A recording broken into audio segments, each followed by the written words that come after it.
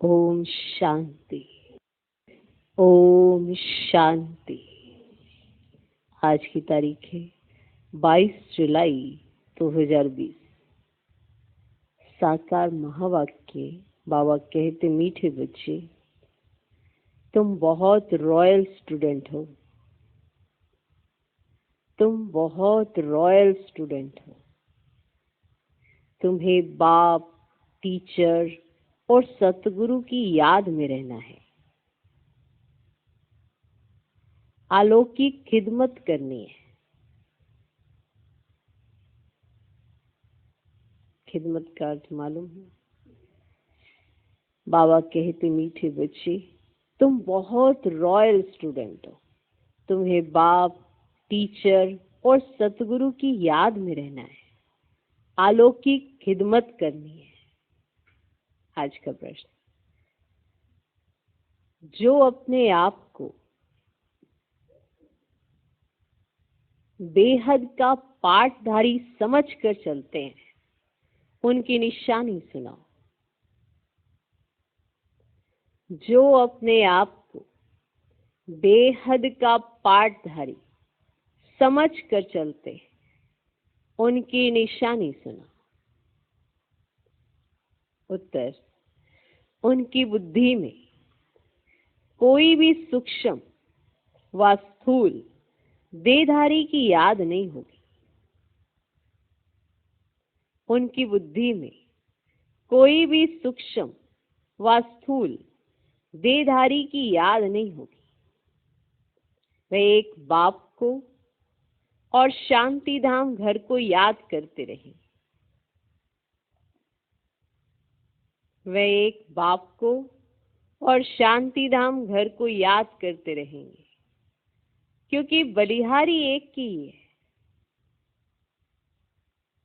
क्योंकि बलिहारी एक ही है। जैसे बाप सारी दुनिया की खिदमत करते हैं, पतितों को पावन बनाते हैं,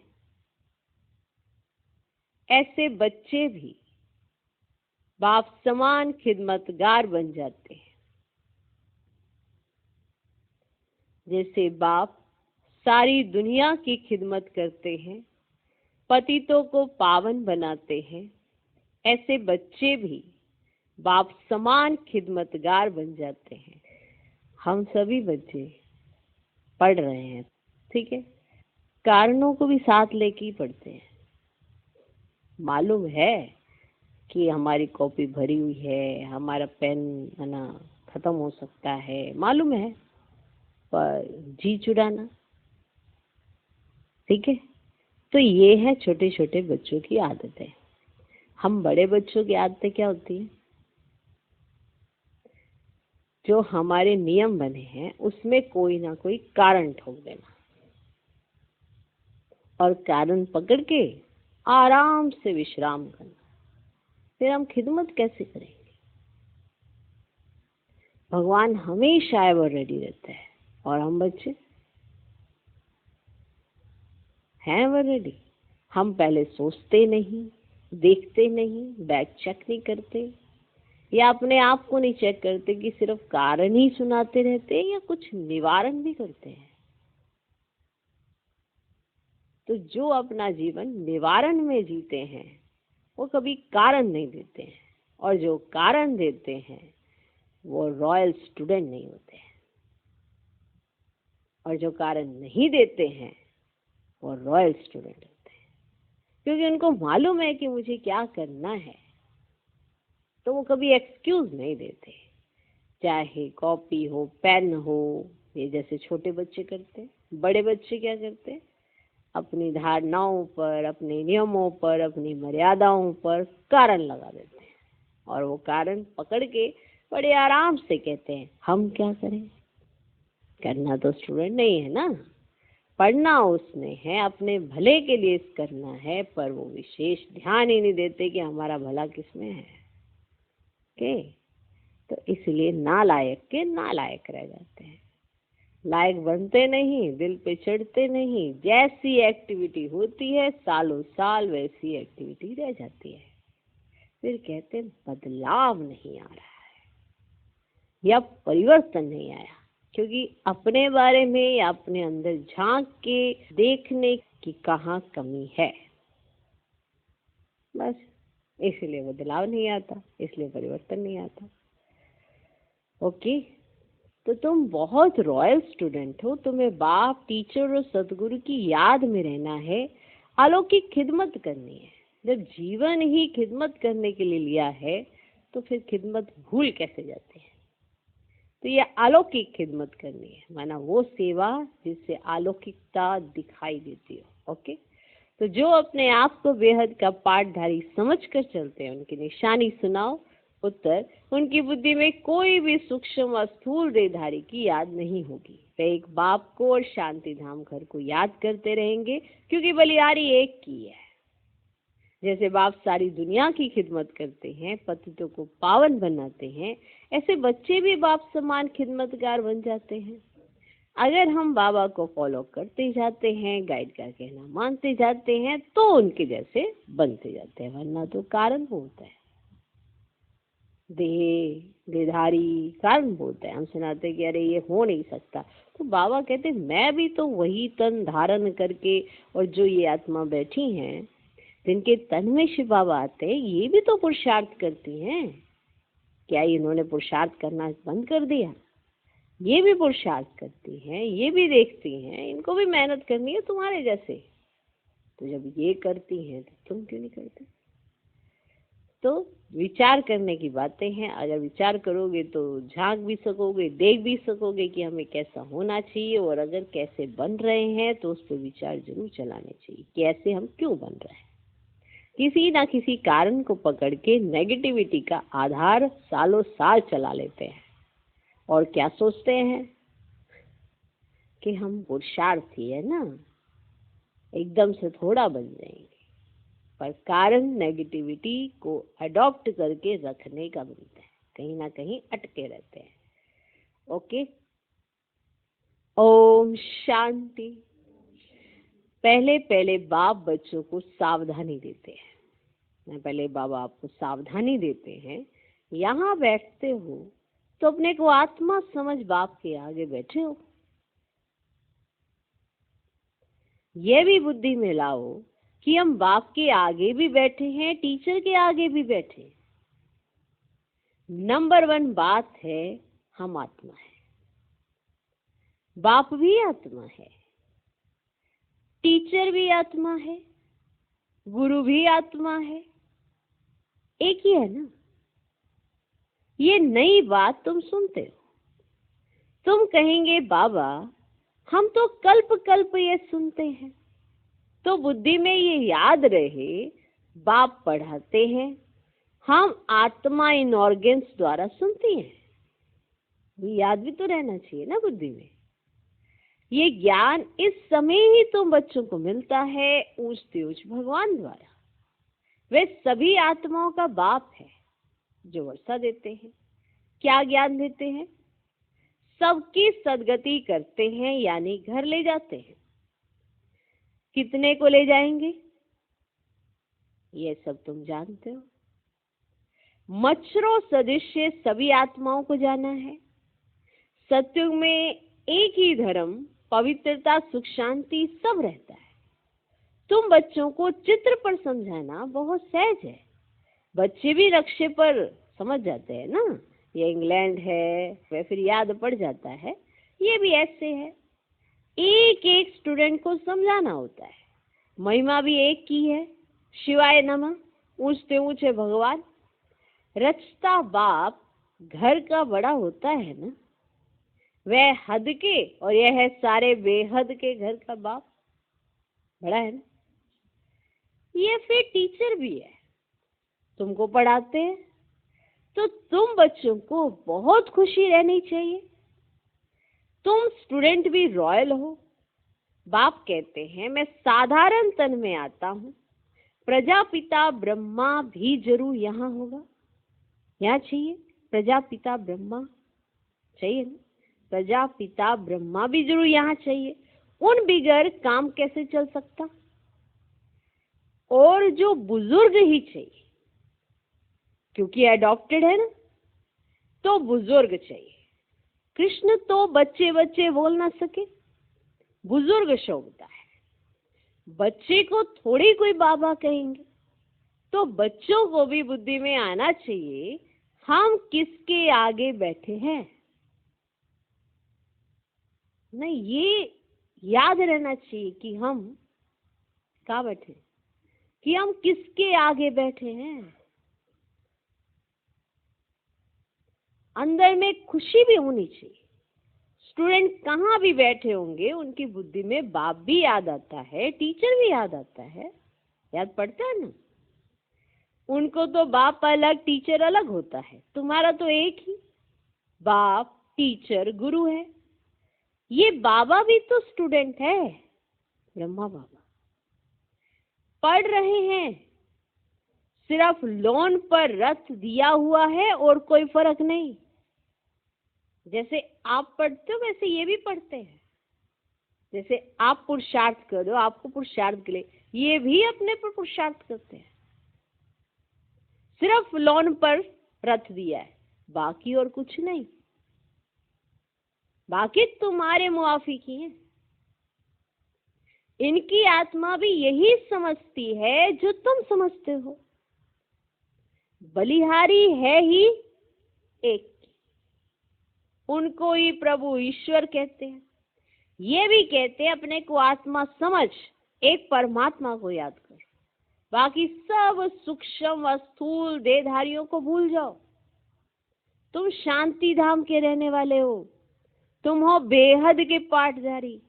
ये बातें और कोई नहीं जानते। दुनिया भर में किसको पता नहीं है।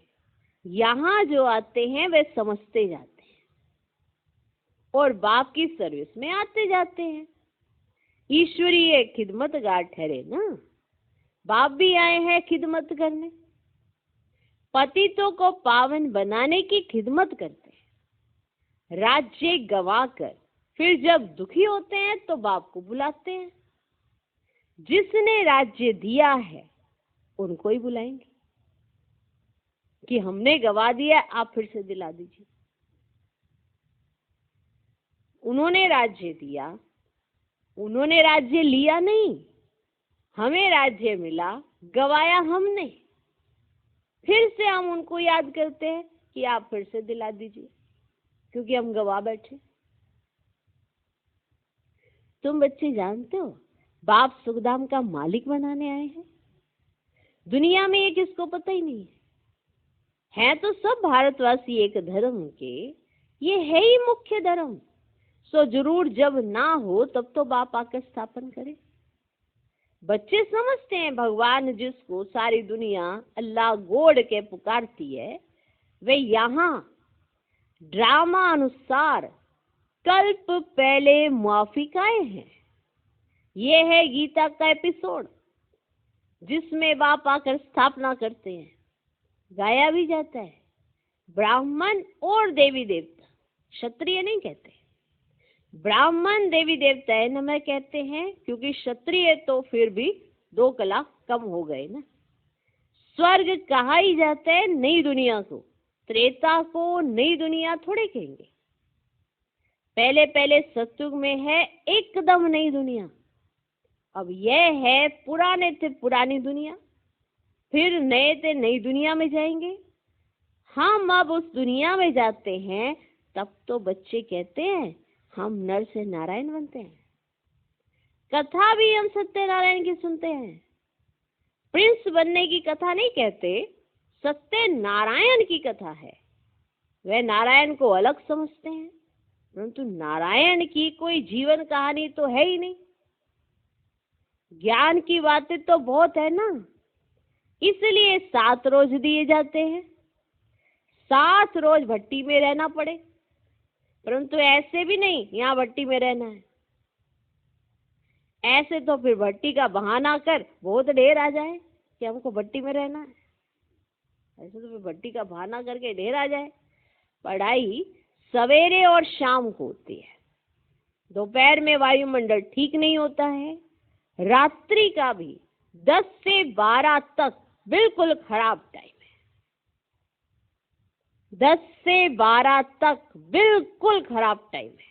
यहाँ तुम बच्चों को ही मेहनत करनी है, याद में रह सत्व प्रधान बनने की। वहां तो सारा दिन काम धंधे में रहते हो। ऐसे भी बहुत होते हैं जो धंधा दौरी करते फिर पढ़ते भी है, वरना धंधा दौरी भी करते हैं और फिर पढ़ते भी हैं जास्ती अच्छी नौकरी करने के लिए, वरना साथ साथ जॉब भी करेंगे और साथ साथ पढ़ाई भी करेंगे कि इससे अच्छी और नौकरी मिले, उसके लिए भी अच्छी नॉलेज देते रहते हैं। यहाँ भी तुम पढ़ते हो तो टीचर को याद करना पड़े जो पढ़ाते हैं, जो आपको पढ़ा रहे हैं उनको तो याद करोगे, तभी तो पढ़ाई समझ में आएगी। अच्छा, टीचर समझकर ही याद करो तो भी तीनों ही इकट्ठे याद आ जाते हैं, बाप टीचर गुरु। अब तुम्हारे लिए तो बहुत सहज है, तो झट याद आनी चाहिए। ये हमारा बाबा भी है, टीचर और गुरु भी है, ऊंच से ऊंच बाप है जिससे हम स्वर्ग का वर्षा ले रहे हैं। हम स्वर्ग में जरूर जाएंगे, स्वर्ग की स्थापना जरूर होनी है। तुम पुरुषार्थ सिर्फ करते हो उच्च पद पाने के लिए, ये भी तुम जानते हो। मनुष्य को भी पता पड़ेगा, तुम्हारा आवाज फैलता रहेगा। तुम ब्राह्मणों का अलौकिक धर्म है, श्रीमत पर अलौकिक सेवा में तत्पर रहना। यह भी मनुष्यों को पता पड़ जाएगा कि तुम श्रीमत पर कितना उच्च काम कर रहे हो। तुम्हारे जैसी अलौकिक सर्विस कोई कर ना सके। तुम ब्राह्मण धर्म वाले ही ऐसा कर्म करते हो, तो ऐसे कर्म में लग जाना चाहिए ना, इसमें बिजी रहना चाहिए। बाप भी बिजी रहते हैं ना। तुम राजधानी स्थापन कर रहे हो, वह तो पंचायत मिलकर सिर्फ पालना करती रहती है। यहाँ तुम गुप्त वेश में क्या कर रहे हो? तुम हो incognito, unknown warriors, non violence. इनका अर्थ भी कोई समझते नहीं है। और तुम हो डबल अहिंसक सेना। बड़ी हिंसा तो ये विकार की है जो पतित बनाती है, इनको ही जीतना है। भगवान वाच का मां शत्रु है, इन पर जीत पाने से तुम जगत जीत बनेंगे। यह लक्ष्मी नारायण जगत जीत है ना, भारत जगत जीत था। ये विश्व के मालिक कैसे बने? ये भी बाहर वाले तो समझ ना सके। यह समझने में बड़ी विशाल बुद्धि चाहिए। अब इसको समझने में भी बुद्धि बड़ी विशाल चाहिए। बड़े बड़े इम्तिहान पढ़ने वालों की विशाल बुद्धि होती है ना, जो बड़े बड़े इम्तिहान पास करते हैं तो उनकी विशाल बुद्धि होती है ना, तभी तो उनको सहज समझ में आ जाता है। तुम श्रीमत पर अपना राज्य स्थापन कर दो, तुम किसको भी समझा सकते हो। विश्व में शांति थी ना, और कोई राज्य ही नहीं था। स्वर्ग में शांति होगी, वहां तो शांति ही आती है ना। स्वर्ग को देखो, शांति तो ऐसे कोई मांगनी थोड़ा पड़ेगी, स्वर्ग में शांति हो ना सके, ऐसा तो हो ना सकता। अब भविष्य को कहा जाता है ना, गार्डन ऑफ अल्लाह। तुम बच्चों को कितनी खुशी होनी चाहिए ना, है ना। सिर्फ बगीचा थोड़े कहेंगे, गार्डन ऑफ अल्लाह कहेंगे। मनुष्य भी चाहिए ना। अभी तुम बच्चे जानते हो भविष्य के मालिक बन रहे हैं, मालूम है? अच्छा, तुम बच्चों को कितना नशा रहना चाहिए और ऊंच ख्यालात होने चाहिए। नशा भी तुम्हारा बहुत होना चाहिए और तुम्हारे ख्यालात भी ऊंचे होने चाहिए। जब ख्यालात ऊंचे होते हैं तो नशा होता है। अभी ख्यालात नीचे होंगे तो नशा भी उड़ जाता है, खुशी भी चली जाती है। अभी ख्यालात ऊंचे होते हैं तो नशा भी रहता है। तुम बाहर के कोई भी सुख को नहीं चाहते थे, इस समय तुमको बिल्कुल सिंपल रहना है। अभी तुम ससुर घर जाते हो, यह है पियर घर। यहाँ तुम्हें डबल पिताएं मिले हैं, एक निराकार ऊंचते ऊंच, दूसरा फिर साकार, वह भी ऊंचते ऊंच। अभी तुम ससुर घर विष्णुपुरी में जाते हो, उनको कृष्णपुरी नहीं कहेंगे, बच्चे की पूरी नहीं होती है ना। विष्णुपुरी अर्थात लक्ष्मी नारायण की पूरी।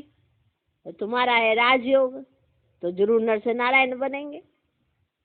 तुम बच्चे हो सच्चे सच्चे खुदाई खिदमतगार। बाबा सच्चा खुदाई खिदमतगार उसे कहते हैं जो कम से कम 8 घंटा आत्म अभिमानी रहने का पुरुषार्थ करते हैं, जो कम से कम 8 घंटा आत्म अभिमानी रहने का पुरुषार्थ करते हैं। बाबा सच्चा खुदाई खिदमतकार उसे कहते हैं,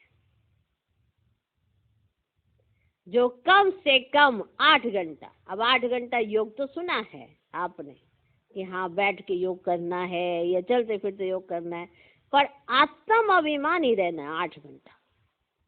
वही है सच्चा सच्चा खुदाई खिदमतगार। कोई कर्म बंधन ना रहे तब खिदमतगार बन सकते हो, और कर्मातीत अवस्था हो सकती है। नर से नारायण बनना है तो कर्मातीत अवस्था जरूर चाहिए। कर्म बंधन होगा तो सजा खानी पड़ेगी। बच्चे खुद के समझते हैं याद की मेहनत बड़ी कड़ी है, युक्ति बहुत सहज है, सिर्फ आपको याद करना है। भारत का प्राचीन योग भी मशहूर है, योग के लिए नॉलेज है जो बाप आकर सिखलाते हैं। कृष्ण को योग थोड़े ही सिखलाते हैं, कृष्ण को फिर स्वदर्शन चक्र दे दिया है, वह भी चित्र कितना रोंग है। अभी तुमको कोई चित्र आदि भी याद नहीं करना है, सब कुछ भूलो, कोई में बुद्धि ना जाए, लाइन क्लियर चाहिए। यह है पढ़ाई का समय। दुनिया को भूल अपने को आत्मा समझ और बाप को याद करना है। जैसे पढ़ाई का समय होता है, एग्जाम का समय होता है, तो चारों तरफ से बुद्धि हटा लेते हैं ना, कहते बाद में सोचेंगे, अभी तो पढ़ने का समय है, फिर अगर ये चला गया तो फेल हो जाएंगे, फिर तो सोचना ही सोचना रह जाएगा, तो बाकी सब बातें छोड़ देते हैं। तो पढ़ने के समय सिर्फ पढ़ते हैं। तो अभी है हमारा पढ़ने का समय, पढ़ाई का समय। कौन क्या कर रहा क्या नहीं कर रहा उसमें ना जाके आप सिर्फ पढ़ाई की तरफ ध्यान दो। अब यह है पढ़ाई का समय। दुनिया को भूल अपने को आत्मा समझ और बाप को याद करना है, तब ही पाप नाश होंगे। बाप कहते पहले पहले तुम शरीर ही आए थे, फिर तुमको जाना है, तुम ऑलराउंडर हो। वह होते हद के एक्टर्स और तुम हो बेहद के। अभी तुम समझते हो, हमने अनेक बार पार्ट बजाया है, अनेक बार तुम बेहद के मालिक बनते हो। तुम इस बेहद के नाटक में फिर छोटे छोटे नाटक भी अनेक प्रकार के अनेक बार चलते रहते हैं। सतयुग से कलयुग तक जो कुछ हुआ है ना, वह रिपीट होता रहता है। ऊपर से लेकर अंत तक तुम्हारी बुद्धि में है। मूल वतन, सूक्ष्म वतन और सृष्टि का चक्र, बस। और कोई धाम से तुम्हारा काम नहीं, ठीक है। मूल वतन, सूक्ष्म वतन, स्थूल वतन, बस। और कोई धाम से तुम्हारा काम नहीं। तुम्हारा धर्म बहुत सुख देने वाला है। उनका जब समय आएगा ना, तब वे आएंगे नंबरवार। जैसे जैसे आए हैं ऐसे भी फिर आएंगे। हम और धर्म का क्या वर्णन करेंगे। तुमको सिर्फ एक बाप को ही याद करना है, तो तुम्हें बाप की याद रहनी चाहिए। चित्र आदि ये सब भूल करना, एक बाप को याद करना है। अब ब्रह्मा विष्णु शंकर को भी नहीं, सिर्फ एक को। वे समझते परमात्मा लिंग है। अब लिंग समान तो कोई चीज हो ही नहीं कह सकती। वह भला ज्ञान कैसे सुनाएंगे? क्या प्रेरणा से कोई लाउड स्पीकर रखेंगे जो तुम सुनेंगे? अब प्रेरणा से तो कुछ होता नहीं है ना। अब ऐसे नहीं शंकर कोई प्रेरते हैं, ये सब ड्रामा में पहले से ही नूंद है। विनाश तो होने का है ही। जैसे तुम आत्मा शरीर द्वारा बात करती हो, वैसे परमात्मा भी तुम बच्चों से बात करते हैं। उनका पार्ट ही अलौकिक दिव्य है। अब दिव्य अलौकिक पार्ट है ना उनका। पतितों को पावन बनाने वाला एक ही बाप है। कहते हैं मेरा पार्ट सबसे प्यारा है। कल्प पहले जो आए होंगे वे आते रहेंगे। जो कुछ भी पास्ट हुआ ड्रामा, इसमें जरा भी फर्क नहीं। फिर पुरुषार्थ का ख्याल रखना है। ऐसे नहीं ड्रामा अनुसार हमारा कम पुरुषार्थ चलता है फिर तो पद भी बहुत कम हो पड़ेगा। ऐसे नहीं समझना है कि ये तो हमारा पुरुषार्थ है ना, ड्रामा अनुसार कम चल रहा है। ऐसे नालायक नहीं बनना है। जहाँ पे जो सोचना है वहाँ तो वो सोचना नहीं, और सोच लेना पुरुषार्थ जो मेरा कम हो रहा है ना, वो ड्रामा में ही कम है। क्या कर सकते हैं, मैं चाहे कितनी भी मेहनत कर लूँ, मेरा कम ही लिखा हुआ है। ऐसे नालायक भी होते हैं जो पुरुषार्थ को इस तरह से लेके चलते हैं। पुरुषार्थ को तो तेज करना चाहिए ना, अब ड्रामा पर छोड़ नहीं देना है। अपने को चार्ट को देखते रहो, देखो जरा सा भी आप अटेंशन देते हो अपने आप पर, आपको खुद परिवर्तन नजर आने लगता है। तो अगर आप इतना सा देते हो तो परिवर्तन देख लेते हो, अगर अच्छे से दोगे तो कितना परिवर्तन आएगा। अब ये ड्रामा पे छोड़ के बैठ थोड़ा जाना चाहिए कि पुरुषार्थ होगा तो हो जाएगा, अब नहीं हो रहा क्योंकि लिखा नहीं है, मेरे तो तकदीर में ही नहीं है। ऐसे नहीं करना चाहिए। अपने चार्ट को देखते रहो, बढ़ाते रहो, नोट रखो, हमारा चार्ट बढ़ता जाता है, कम तो नहीं होता है। मन अपने पास एक डायरी रखो, उसमें लिखो कि मेरा चार्ट बढ़ रहा है, मेरी एक्टिविटी सुधर रही है, या मेरे सोचने की, समझने की, या मेरी वृत्ति कैसी है, या मेरा दृष्टिकोण कैसा जा रहा है। चेक करो, ऐसे पता चलता रहेगा। बहुत खबरदारी चाहिए। यहाँ तुम्हारा है ब्राह्मणों का संग, बार में सभी है कुसंग, वह सभी उल्टा ही सुनाते हैं। अब बाप तुमको कुसंग से निकालते हैं। मनुष्य ने कुसंग में आकर अपना रहन सहन, अपनी परवाइश आदि सब बदल दिए, देश वेश ही बदल दिया। ये भी जैसे अपने धर्म की इंसल्ट की है, सब कुछ बदल दिया। रहन सहन आप देखते ही हो, अपना पहनावा जो कितनी रॉयल्टी होती थी वो सब बदल दिया। तो देश और वेश, तो मनुष्यों ने कुसंग में आकर अपना रहन सहन, अपनी पहरवाइश आदि सब बदल दिया है ना। अगर हम किसी के प्रभाव में आकर अपना पहनावा बदल रहे हैं ना, तो फिर आप गए काम से, क्योंकि वो आपको कभी भी मॉडिफाई कर सकता है, वो आपको कभी भी गिरा सकता है, क्योंकि आपने अपने आप को ही किसी को हवाले कर दिया।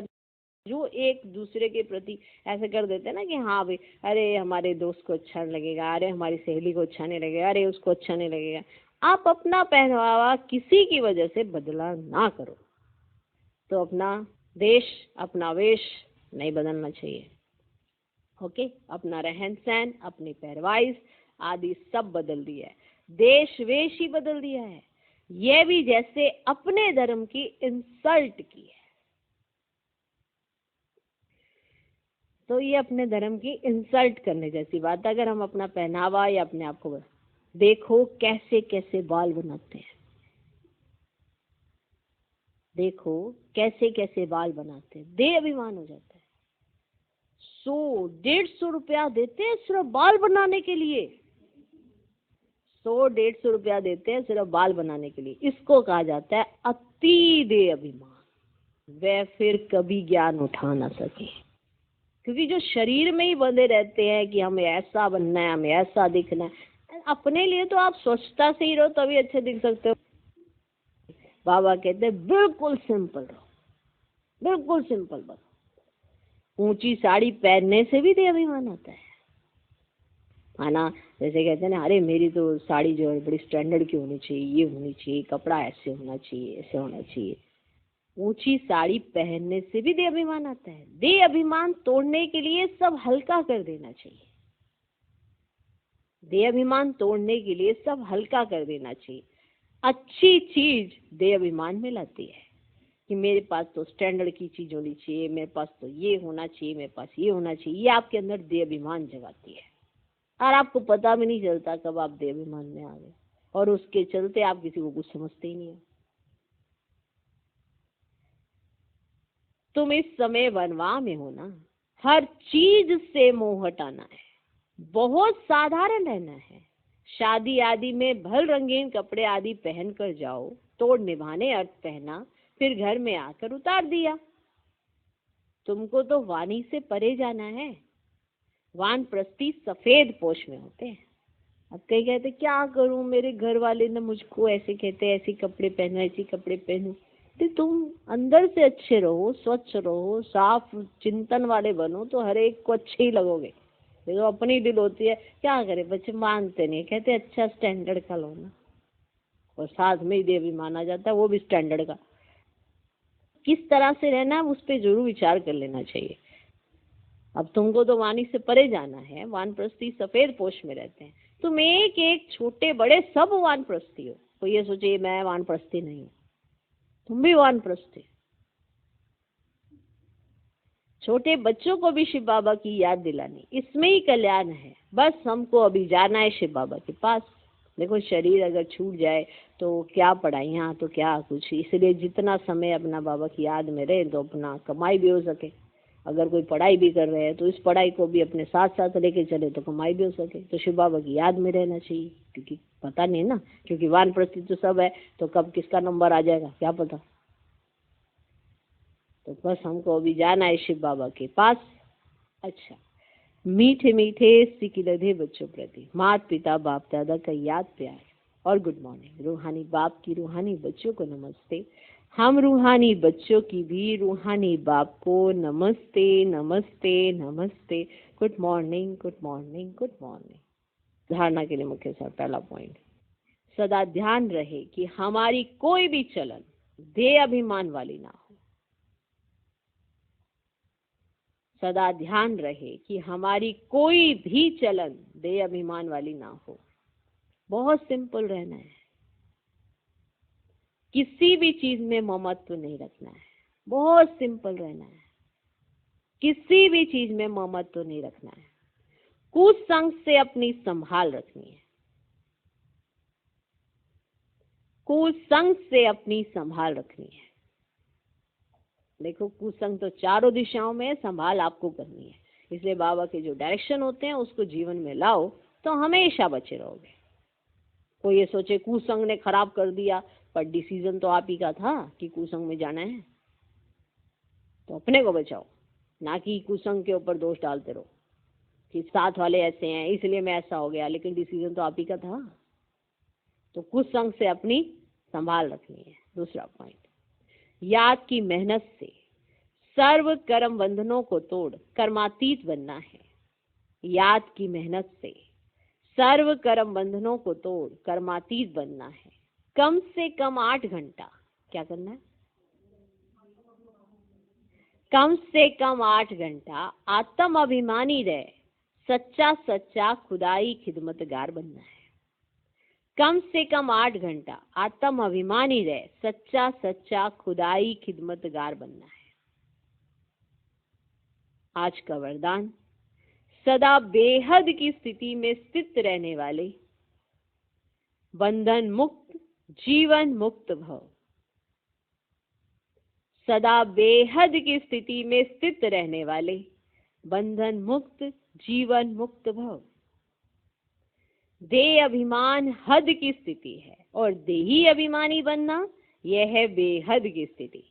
देह में आने से अनेक कर्म के बंधनों में हद में आना पड़ता है, लेकिन जब देही बन जाते हो तो ये सब बंधन खत्म हो जाते हैं। जैसे कहा जाता है बंधन मुक्त ही जीवन मुक्त है, ऐसे जो बेहद की स्थिति में स्थित रहते हैं वे दुनिया के वायुमंडल, वाइब्रेशन, तमोगुनी वृत्तियां, माया के वार, इन सब से मुक्त हो जाते हैं। इसको ही कहा जाता है जीवन मुक्त स्थिति, जिसका अनुभव संगम युग पर ही करना है। आज का स्लोगन, निश्चय बुद्धि की निशानी, निश्चित विजयी और निश्चिंत। माना उसकी विजय निश्चित है और वो निश्चिंत है, उनके पास व्यर्थ आ नहीं सकता। ये निश्चय बुद्धि की निशानी है। कोई कहे मैं निश्चय बुद्धि हूं तो ये जरूर निशानी दिखाई देगी उसमें, निश्चित विजयी और निश्चिंत। उनके पास व्यर्थ आ नहीं सकता। किसके पास? निश्चय बुद्धि के पास। निश्चय बुद्धि की निशानी, निश्चित विजयी और निश्चिंत, उनके पास व्यर्थ आ नहीं सकता। ओम शांति।